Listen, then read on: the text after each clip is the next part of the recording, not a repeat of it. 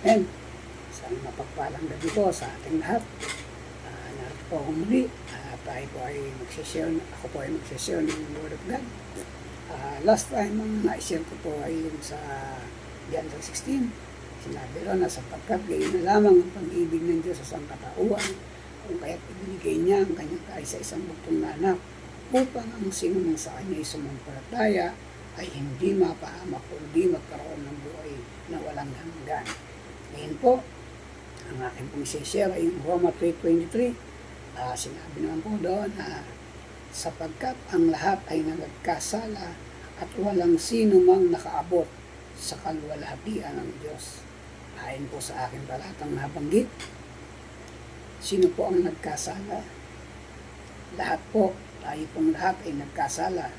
Ano po ang kalagayan ng lahat ng nagkasala? Walang sino mang nakaabot sa kaluwalhatian ng Diyos. Lahat ay mahal ng Diyos, pero lahat din ay nagkasala.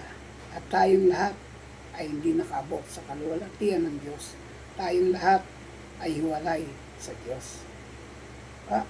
Yun po ang ibig sabihin ng Roma 3:23.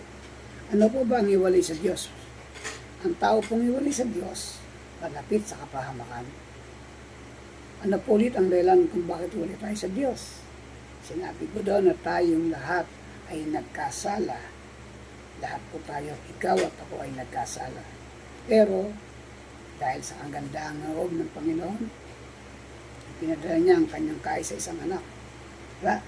Upang ang sino mang sa kanya'y sumampalataya ay hindi mapahamak o hindi magkaroon ng buhay na walang hanggan. Yun lamang po. Salamat. Bye-bye.